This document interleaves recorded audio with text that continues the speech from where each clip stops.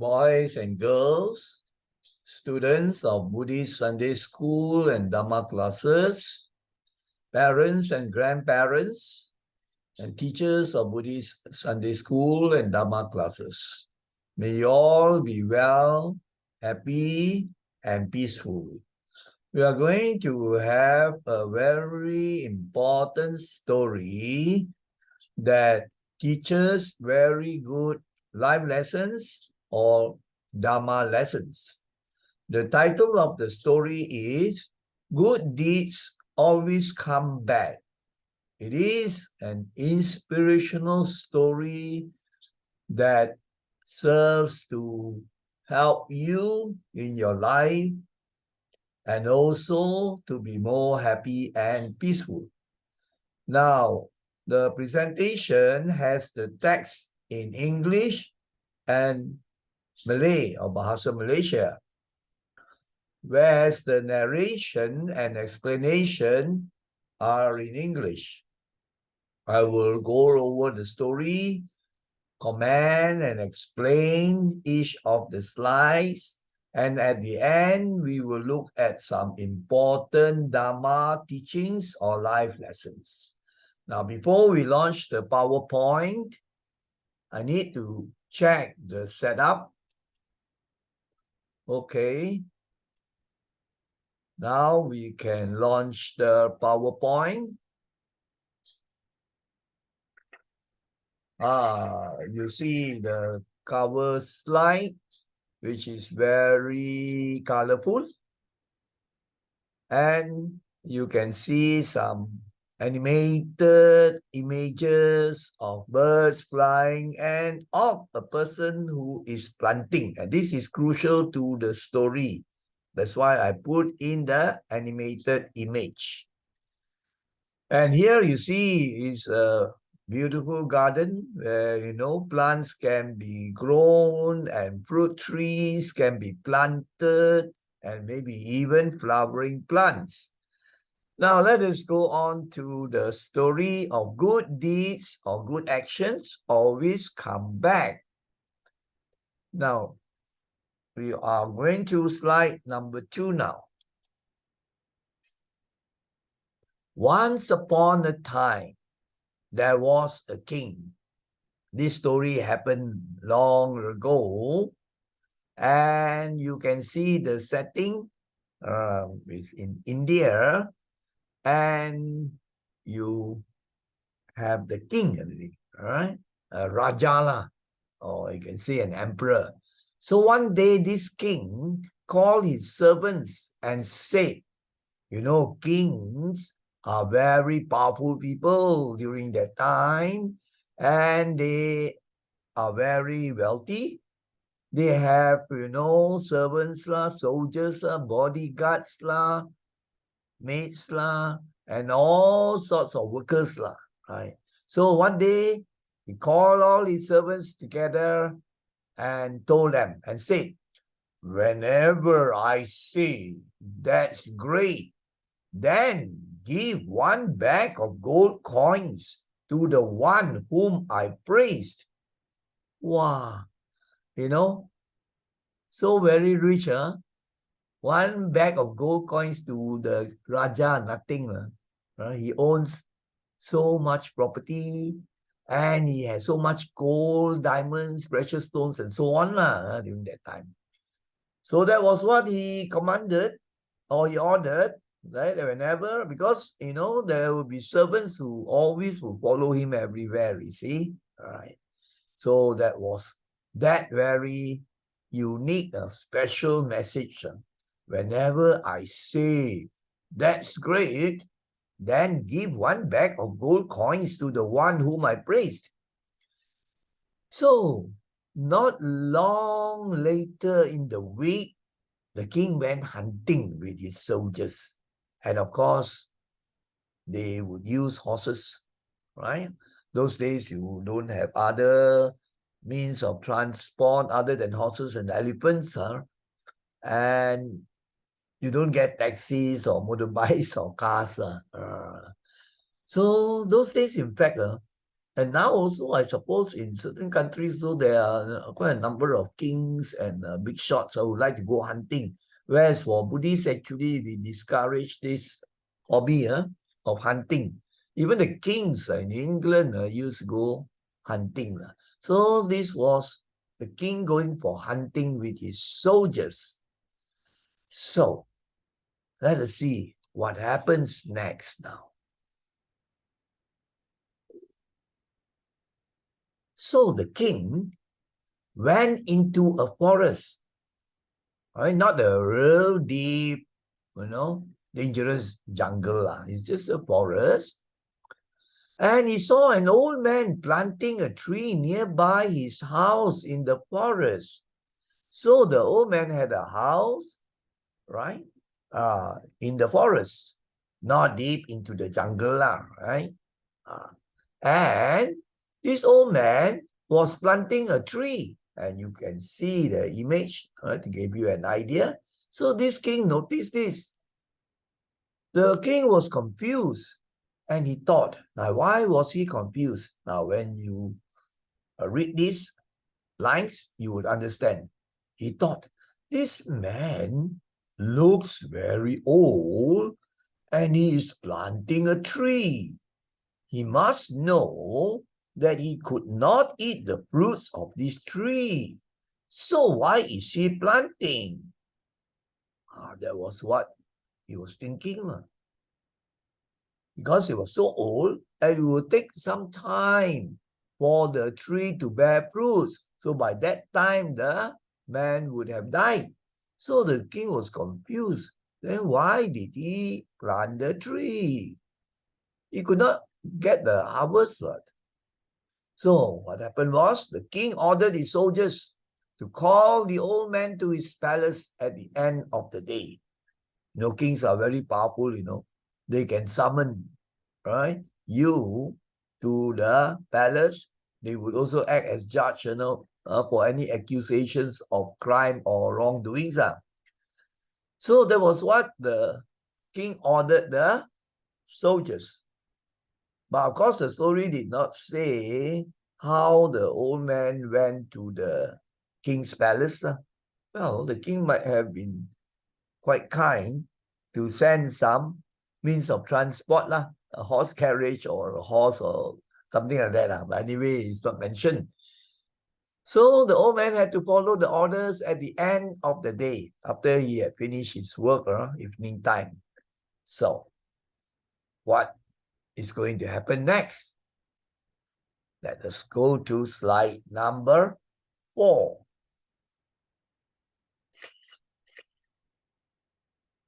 That is slide number 4. So in the evening of that day, the old man appeared before the king. All right, now you can see the picture, the king sitting on his throne, and the old man. Of course, these are all just images, not actually the faces of those characters in the story. This to make the presentation more interesting. Now here you see you have another animated image of a king, a Raja, during that time, sitting on the throne.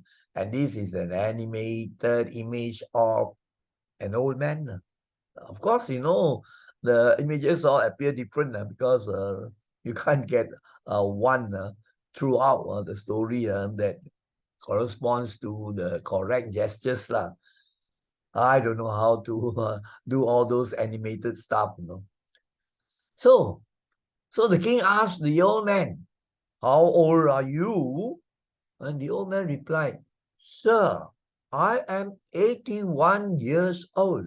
Wow, quite old already, isn't it? Malaysia, the lifespan about 70 something, before 80 years old, most people will die already. Some die 60 old, so these are 81. Then the king asked, how many days will it take for the tree that you planted today to bear fruits? Because the king had seen him planting a tree. Probably a fruit tree, the king could gear out, So, that was this question. And the old man thought for a while. He was quite experienced, right? And he replied, Your Majesty, the tree that I planted today will bear fruits in 10 to 12 years' time. Wow, more years than a durian tree, perhaps. I mean, this is a story, lah, but it goes to show that it will take years, for some trees to grow, And then in Malaysia, you also have heard of trees that are more than 100 years old already. So that was what he replied. Wow, such a long period of time. 10 years, 12 years, if the old man were to live, he would be more than 90 years old already. So the king asked other questions. So let us now go on to slide number 5. Again, the king questioned the old man. How many more years do you think you can live? The old man replied, Your Majesty, no one can say how long he will live.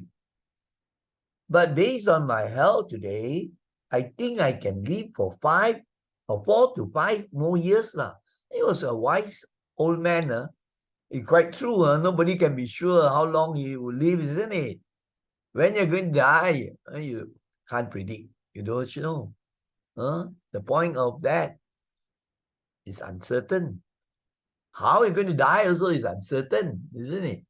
When you're going to die is uncertain, as I said just now. But since the king asked the question, so the old man thought of a very wise reply.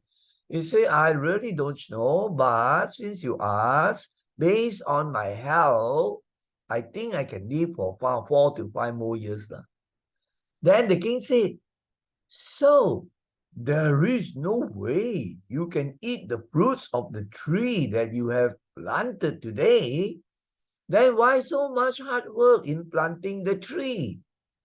At this age, you need to take rest at home. Wow, the king was giving some advice. Right? So the king was puzzled. The king thought that he was very wise. But we will see how the old man was so wise and so kind. The king did not have the Dharma, you see. So the king told him, if you're going to live for 4 to 5 years, and then the tree can only bear fruits after 10 years, then you'll be dead and gone by then. So you say, then why you spend so much time, so much hard work under the sun, perhaps also? Why? So let's see the reply of the old man.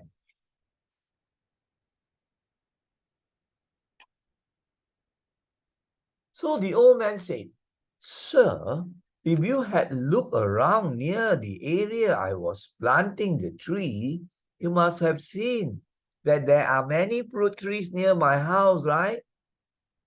These trees were planted by my grandfather when he was of my age, which means 80 or 81. Had he also thought like what you told me, like, the king had told him like quite stupid and useless to plant at that age, you wouldn't be able to get or eat the fruits, you see. So had my grandfather also thought like what you told me, today my children and I would not get to eat the fruits of those trees someone else planted years ago. One of them being my grandfather, and the others, perhaps other people who were so kind, isn't it? So now you see, my family and I get to eat happily the fruits of the trees today. I put an image or picture here. You can see so many trees near the house in the countryside, isn't it?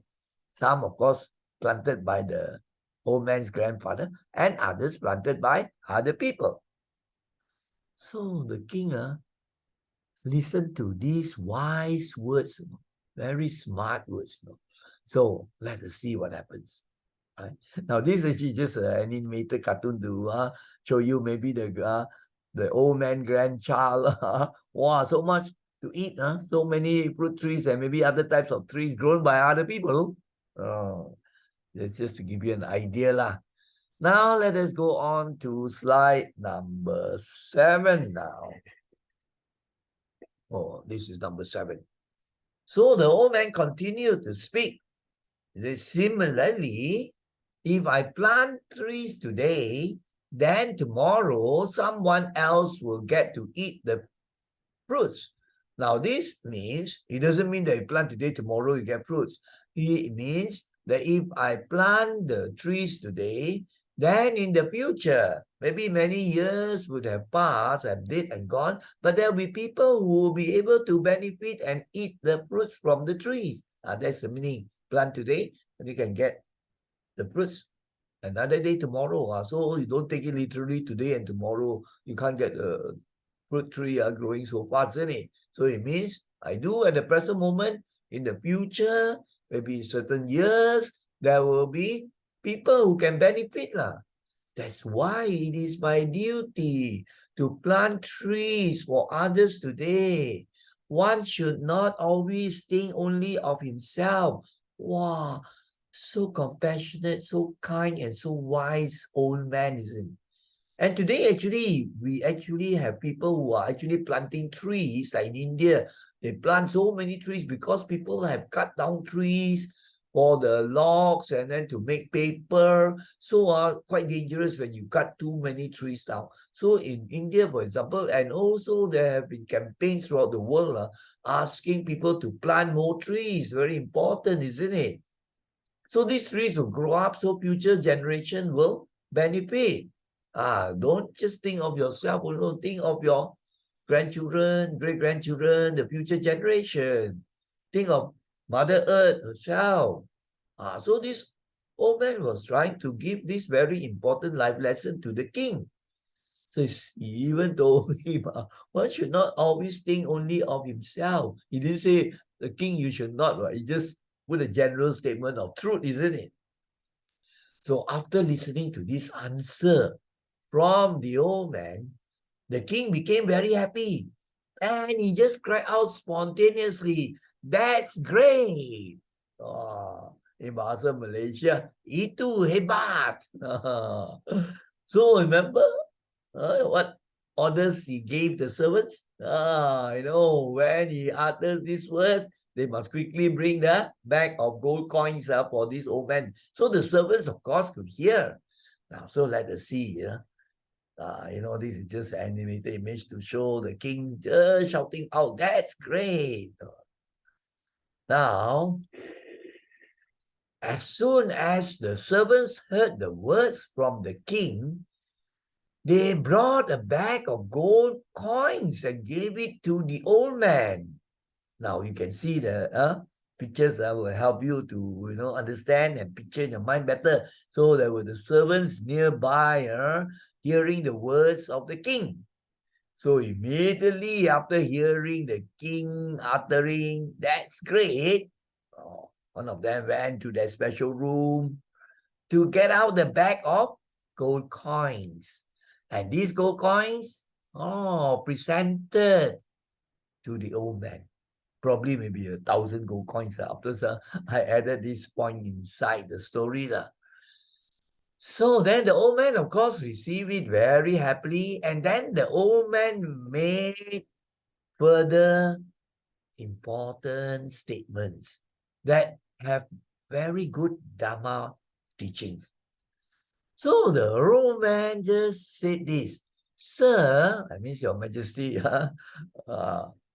you maybe use various addresses right? Sir or maybe Your Majesty or Lord whatever So, "Sir, the tree that I planted today will bear fruits after many years.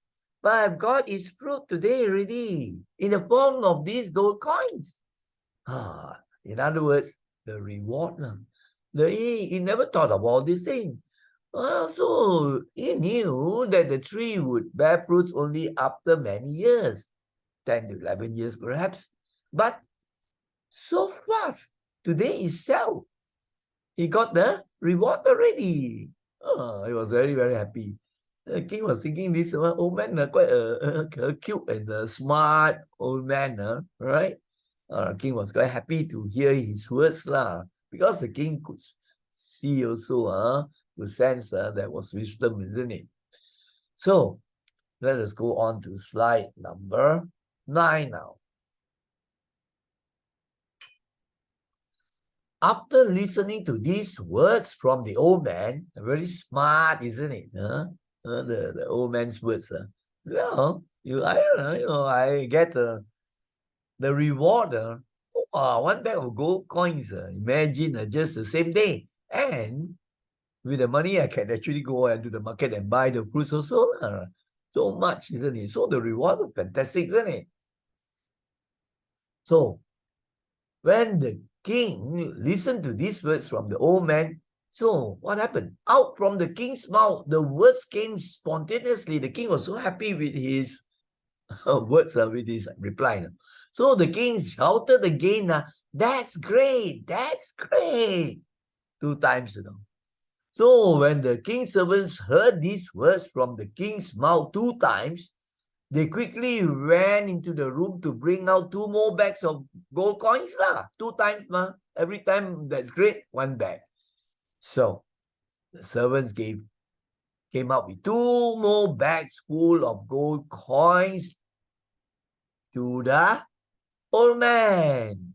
So now you see, the old man had a total of 3 bags now, and I put in this suggestion that inside each bag was 1,000 gold coins. So now the old man will have a total of 3,000 gold coins, man.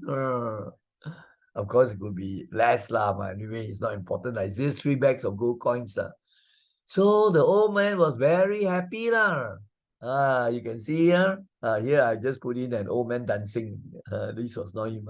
Just to give you the idea, he was very, very happy. He got 3 bags of gold coins. So he went back very happy. And of course, his family members, his children, his sons and his grandchildren, his wife, and all those people in the house, very, very happy. Lots of money already. All right. So they could, not only buy fruits, but they could buy some. They were just simple, poor people. They could buy many other things. Now that's the story. Very, very simple story. But you have important Dharma lessons that you have to learn and reflect. That's the purpose. Just not the story, listen, and then after that you forget. But usually people remember the stories, but sad to say, they sometimes forget the Dharma lessons. Remembering 2 things will be good. So now let us go on to slide. Now, there are 3 slides now to show 10, 11, 12, or 3 slides to have the Dharma lessons. So now let us look at slide number 10 now. Quite a long thing I have to explain, so I hope you'll be patient to listen to the details of the Dharma teachings, or you can say life lessons, because these Dharma teachings or life lessons help a person to be more peaceful and happy and successful, more wise, be able to live life better, to face the problems. And that's why it's so important. So this section here is called Dharma Reflections. Now let me read first before I explain, because there are people who don't watch this, but they just listen to me. So they need to know what is written. If we think and reflect about our lives, then we will find that when we do any good deed and do not expect anything in return, then one day we will definitely get its reward in the future. For example, if you plant a tree today, then after a few years, when the tree grows up, other people can sit under its shade, the tree providing the shade, or eat its fruits. You have done something very positive. So many people have benefited from your act of planting many, many years ago. Then after that, you pass on or you pass away. But other people benefit. So you will reap the good karmic effects. You have done good karma. So you have done good karma, you get good results. So You pass away already, but then you have done so much good karma, probably be reborn into a heaven, isn't it? So now let us again examine this. This one is just the images to show the reflection, thinking. Now, important thing is when you do something good, one important thing, you must not expect anything. I help you, I do this for you, next time you must help me or give me the reward. That one is not good dana already, right? It's very, very shallow. And the reward you get may be very, very little. Whereas a person that does something good out of a kind and compassionate heart without expecting anything in return, the rewards will come. But if you expect and you do things with this motive of benefiting yourself, very likely you will not get the good results, right? Or even you get to be very, very small in the future life maybe. I remember, one of my, I think relatives, he, one day I saw in my place, actually he put the thing in my house, many these water heaters, water heaters, quite expensive. Actually, this person, he bought these water heaters because he wanted to enter slogan writing contest. So then, that time, this chief monk was supposed to come to our association to give a Dharma talk. And we needed to have a water heater in one of the bathrooms, right, for the old monk to take his bath. So then I asked this person, I said, why don't you donate one to our association, right, for the use of people who come who need a hot water bath? And he very spontaneously, he never thought anything further. He said, take lah, take lah. Just out of good heart, without thinking, wow, what sort of reward I'll get, I just gave. So we got the thing lah, the heater. And then a few weeks later, I saw in the newspaper, wow, his name appeared. He got the first prize in the contest, and he got an expensive car, no. And later on, he said, anybody still needs help? Now you have the intention to get something in return, you won't get the reward. You must be spontaneous. Don't expect anything. You just do the good deed only. And this example is given is very good. You see, the fellow plants the tree today. After a few years, the fellow might have passed on already. But so many people benefit. The trees provide shades, isn't it? And then trees also, some trees give the fruits, right? And then, of course, we could plant other things like shrubs, or, even some flowering plants. But flowering plants, they die faster, isn't it? They don't have a long lifespan. So trees are very important. So blessings come not through praying, Don't appeal to God. You say, I give you food, curry ayam, you let me strike the toto or what, that's not the way things go. That's not Dharma. To get the blessings and the rewards and so on, you just have to do good deeds without expecting anything. That is the important thing. One of the, of course, you have to keep your precepts also. Now let us go on to number 11. Oh, no, now you do. Very strange. Just now, what was it? Oh, just now was number 9, right? Number 9. Remember? The old man went back happily with the 3 bags of gold coins. And then number 10 starts the Dharma Reflections. And I've explained this very carefully already about practicing dana. Very important, good deeds. Now let us go on to number 11 now. That's slide number 11. Now you might wonder what sort of good deeds. Actually, basically, it's very simple. Something is good if what you do benefits others, make others more happy, and also benefits yourself. You actually will feel happy doing good. And then the rewards will come later, but you don't expect they naturally will come. So good deeds are deeds that benefit particularly other people and also benefit yourself, makes your mind more peaceful, no guilty feelings or regret, but all because you have done good. So these are good deeds. Like, being kind. Here you have some suggestions. There are many. So good deeds can be done in a variety of ways.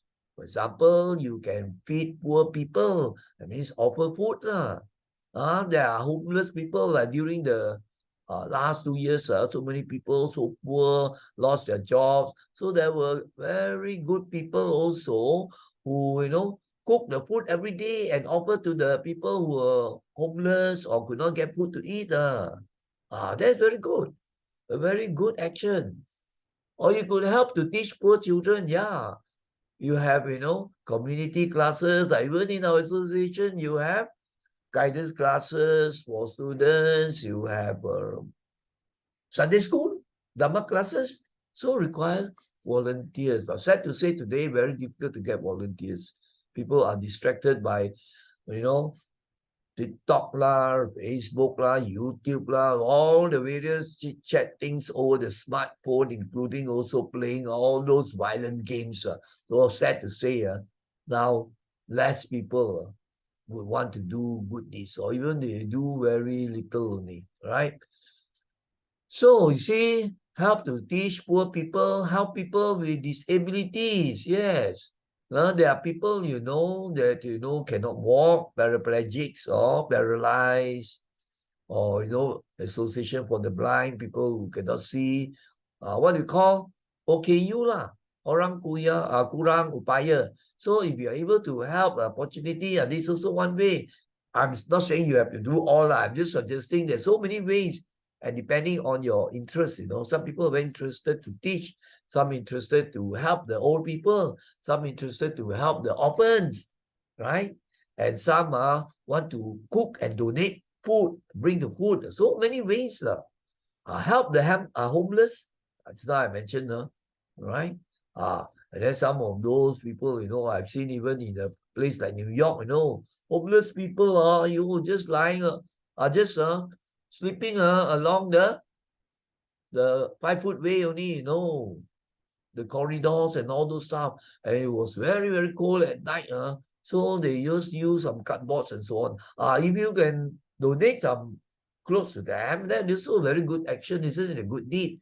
Or just now you already heard of planting a tree. And then also I've seen even in my housing estate, one or two men, they have this great interest. They always bring the food quite often, and you feed the street dogs and cats, the stray dogs and cats. Nobody owns the cats and dogs, right? And you will bring the food for them. That is also a good action, born out of compassion. You must always must not expect things. Of course, this man actually he has great compassion. He really loves the animals. So that is his way of doing a good deed. That's good. And I'm sure he doesn't have that intention. I feed all these dogs, I become famous. Man, he doesn't think of all those things. But political moral also, suggests that projects are being done, right? That you do a good deed and then you write a project paper, isn't it? Right? But I can tell you, many people are not really practicing. We had students coming from other schools to association. They say we want to do good deeds. We want to do gotong royong and sweep and so on. But they did not do a good job. They are more interested in taking photos. One person will be holding the broom, another will be holding the scoop, and then they will be posing and spend so much time on all those things are not really having the heart to help properly. So you can see a difference. So you can also donate to the needy. There are people who are so poor. There are so many organizations, Association for the Blind, Rumah Kanak Cacat, Rumah Orang Tua, and then the orphans, orphanage. So many, homes. And then there are some, the children kick them out already. So they are in some homes. So, and also now some people, they're very, I've seen, I've known of some students, they like to do environmental cleaning. They will go to the maybe beach, and then they'll pick up all the rubbish, right? Because it's terrible, isn't it? Polluting the beaches and so on is a terrible thing. So they will go there and pick up all those things, then other people can enjoy clean beaches, clean water.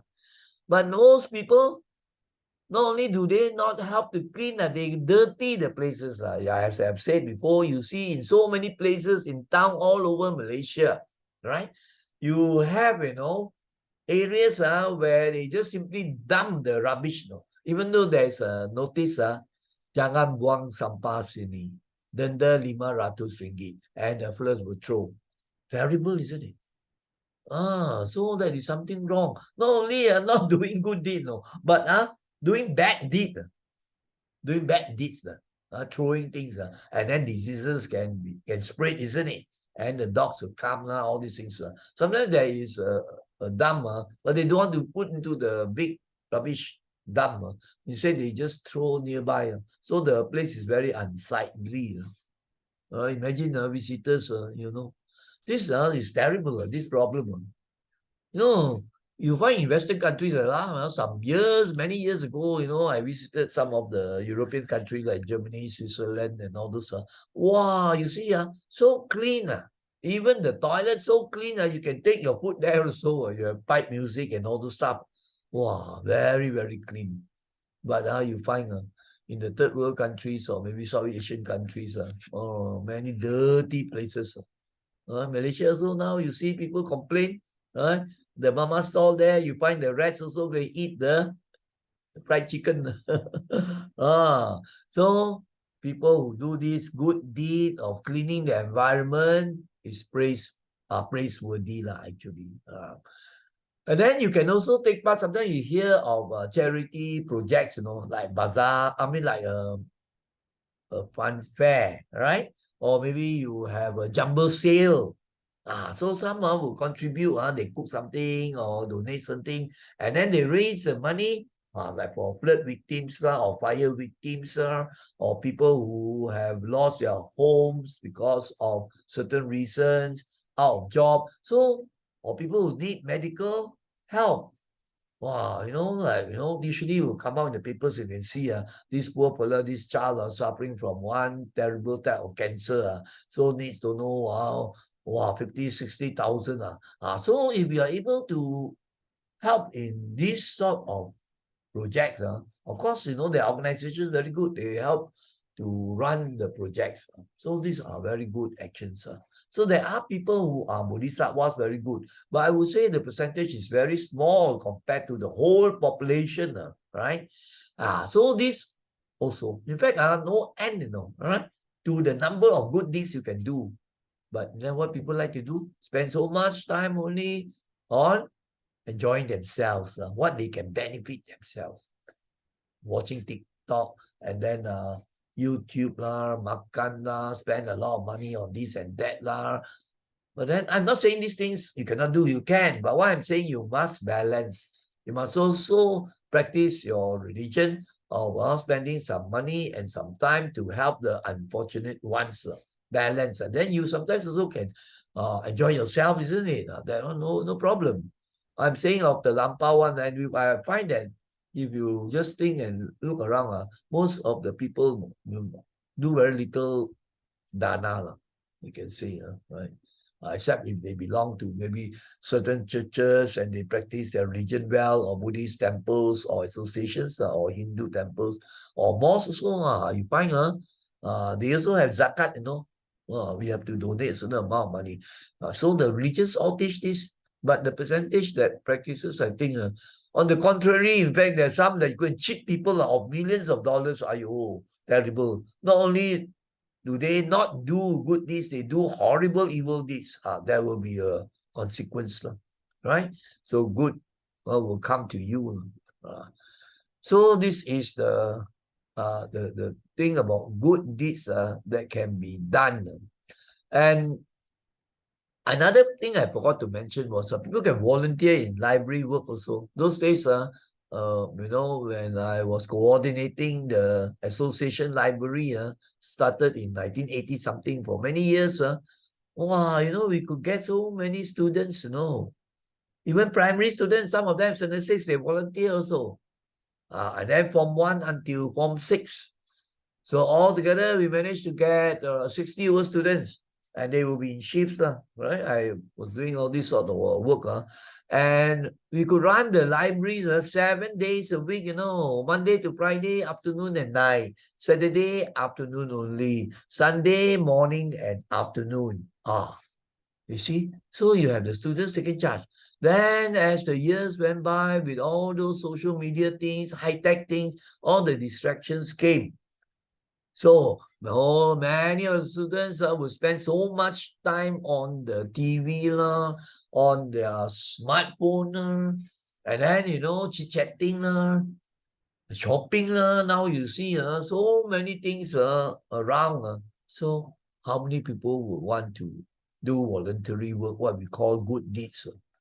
Well, you're not paid, and you do because it's something good that benefits people. I told you, what is good is something that benefits people. That is considered good. But you see that the Mara force is very strong. And one of it is actually greed, right? You have this greed to enjoy yourself as much as possible. So not many volunteers, So sad to say, it's true. So, and then you see that when these things happen, there will be a consequence, in the sense that these people don't train the mind and the heart, right? Because it is self-gratification. They want to make themselves happy all the time. I mean, there's nothing wrong to, enjoy yourself. But I'm just saying that it's not balanced, that we don't do the good things also. We do so much of the bad things. Worse not, it's even worse. So the parents need to teach. The teachers also need to teach all these important things. But today people are so concerned with this academic results. You get how many A's. And then it has become very, very stressful, you see. The parents, maybe some parents apply pressure on the students. And then also teachers also. So anyway, I'm just telling you that it is important. It will be very beneficial if you can learn the Dharma, reflect on the Dharma, and practice. Then you have the benefits coming. Because, if you think carefully, the life is uncertain, isn't it? Don't think only old people die, Some very young also die, like recently the Batang Kali landslide. I think you must have heard 30 over people died. And more than 10 of them, I think, are children. Very young children. So sometimes those days, I mean, when I was young, I used to ask this, these children are so innocent. They have not committed any wrong yet. So why is it that they should die in such a tragic happening? Like, it's a terrible tragedy. So I search and search through the various religions and see what is the answer. I couldn't find until I found the Dhamma. The Dhamma explains very, very clearly. We don't only live this life, we have lived before past lives. So sometimes out of ignorance, we did something not so good. So then the karma is carried on into the next life. Like people who die very young, according to Buddha in the scriptures, one that cause is due to killing. When we take the lives of other beings, people or animals even, or torture them and so on, then the effect will be carried on to the future life, that we tend to have short lives, or maybe very sickly. To me, that makes sense. Right? That makes sense, because it's a continuation, because the person is ignorant. So he did something that it's just like, you are ignorant of, let's say, if a child is ignorant of a law of gravity, right? So let's say he walks along a high wall or what, he doesn't realize the danger. He doesn't know, ignorant, isn't it?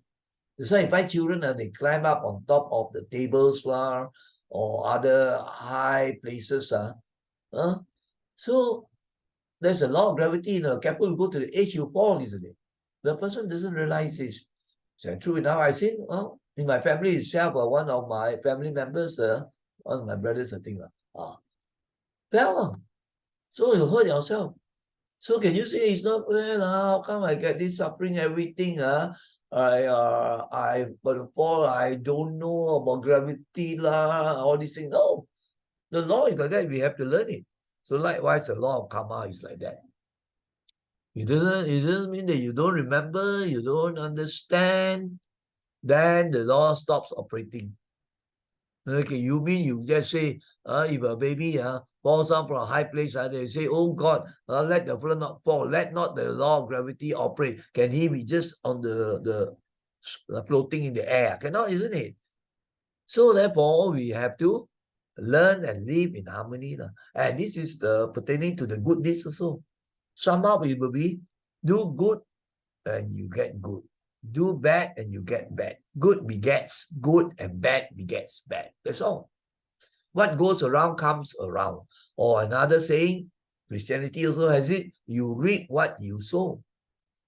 Right? Cause effect. So that's very important for you, so that you keep away from the wrong actions. So now let us go on to the final slide, which is that's number 12 already. It's the end slide, but also there's a third section. Today you find it's different. I have quite a long account of this. If you have patience, you will learn. Good deeds done selflessly never go in vain. Right? As I said just now, you do something good, you don't expect anything. You have a very kind, compassionate heart, you go and do it. Rest assured, it is a law, just like the law of gravity in science. You have a moral law, and that law of nature is you do something good without expecting anything. That just because you want to help and you have a kind heart, something good will come to you. Even not in this life, in future life. I have no time to tell you many cases and many stories of how people do bad, and then the bad effects come not in the next life though, very soon. There was one case of when hunting for the wild boars, right? And he and his friend hunting for wild boars, which we don't encourage because you're killing the animals, and then imagine the baby animals are losing the mothers. How would they feel, isn't it? So it's not good. They don't kill just to get the food on the edges for fun. Very exciting, man. So what happened was this case, this man, he shot the wild boar, and then after that he shot his good friend at a distance away. Went away because to him he saw that he was an animal. So you see, so the bad effect came for the hunter, and the other one, imagine you kill your best friend or your good friend, so your mind will be suffering. So that's why we don't encourage a person to do hunting or do those acts that cause other beings, animals including, to suffer. So when you do a good deed selflessly, you will feel the happiness and satisfaction immediately in your heart, and that's very true. I experienced this already. I remember, I say, volunteer, go and teach in the Sunday school, I teach in the preschool, we don't get paid, but you feel satisfied, you feel very happy that you have done something positive. In school also was like that. We serve as librarians, right? And then also we join societies to help out. Feel very happy also. But today, they think that they feel more happy if they play TikTok, or they chit-chat, or play the violent games, right?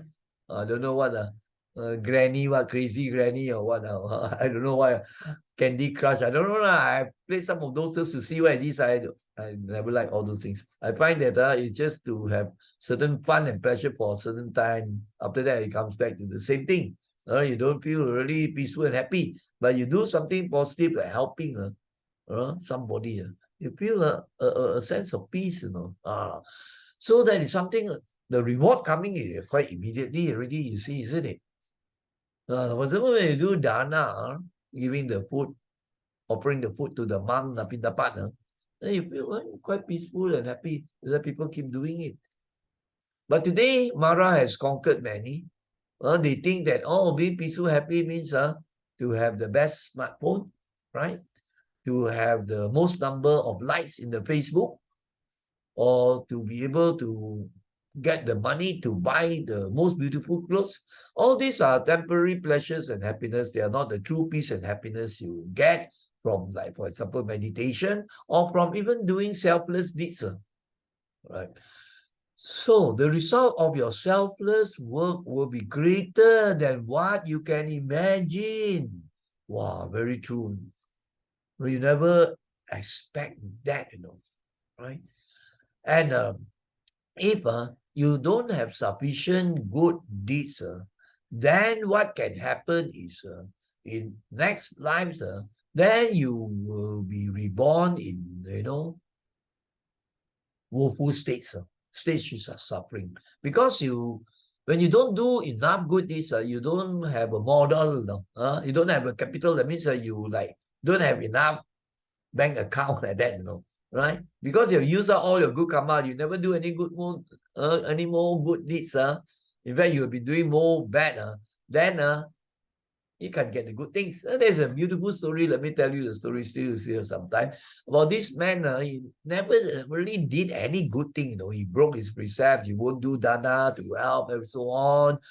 He would like to go hunting. That was his hobby. This is a story only, but it's a beautiful story because there's a message. So, maybe he was not very old yet, maybe a 40, 50, already he died. And then according to the story, he went to hell. And then normally people think of hell as down. It's just a story, Wow, the blood hell in hell, imagine suffering, all religions talk about the hell place, the suffering, Wow, people burn him, poke him with the spikes, and all those stuff. Wow, he was very suffering. So then he asked for help because his house, his wife prayed to Kuan Yin. So he say, Kuan Yin, please come and help. I'm suffering, everything. Then so on, he look up, he saw, Kuan Yin appeared already, hell in below. So look up, it's something like a very deep hole like that. So look up. So he appealed to Kuan Yin. And Kuan Yin said, I can't really pull you out or help you because karma is a law, you see, right? But I can give you some help in this way. You see, your mind, you try to think of some of the good deeds you have done. You say, I cannot, Kuan Yin, I cannot, because all my life I do all the bad things that I do. Then Kuan Yin, full of compassion, and he said, can you try to think carefully and see? And then he say, oh yeah, there was one occasion, I went hunting, I saw a small animal in front of me crossing the road, crossing the path. So at first I wanted to kill the small animal, but then I felt sorry. So I did not kill the small animal, but I came out of my vehicle, all right, and then I took the small animal, put it to the side so that it won't be run over by any motorbike that passes that place or what you see, or any even small car. So that was the good thought that he had. He saved that animal in a way like that. So the moment he had that good thoughts, all this, from the top, Kuan Yin up there, right? So there was a silver thread, a silver chain, you can say, or what, a silver thread or silver string, coming down, down, down into the depth of the hell, Wow, friends seeing this, wow, there's a way to escape, right? So he quickly started to climb the thread or the string made of silver one, right? Quite strong Then they climb. So then the other hell beings are also suffering. So they also want to get out of the suffering, correct? So they also try to climb below him follow him right?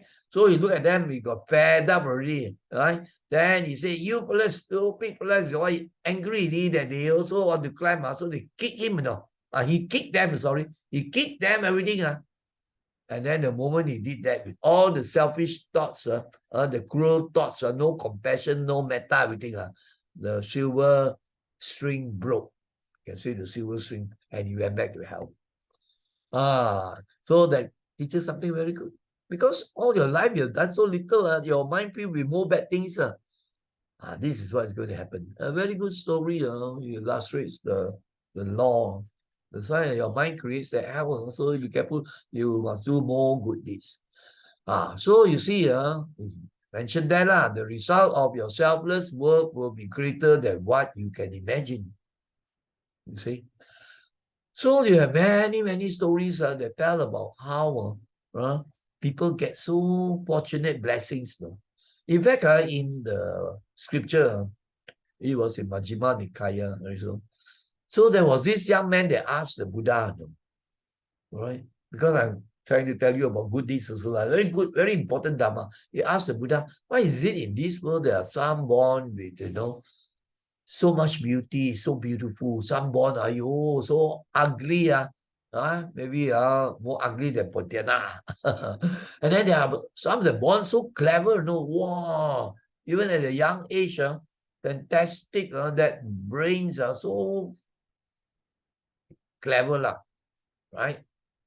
Intelligent. Others are you can't even do simple things. Very, very stupid. Why? Because the God made the fellow like that. Cannot be, isn't it? So, and then also why some are born so famous, born into, or some are born so lucky into the royal family, the kings and the queens and the emperors and rajas, all these are very fortunate, isn't it? So I asked this question. The Buddha said, there's this karma, right?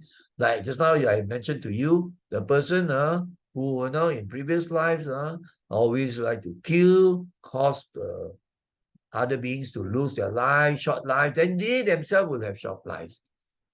And others, for example, always get angry, want to, show the temper, full of hate and so on. Then the karmic effect is, when you get reborn and so on, you tend to have ugly looks.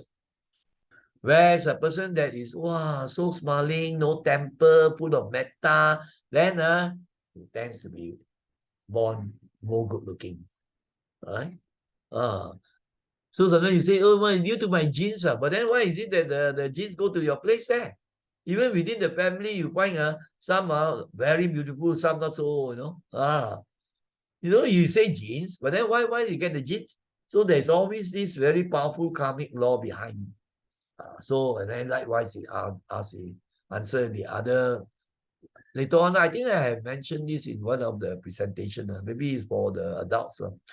So the law of karma, basically, you reap what you sow. Do good and good comes back to you.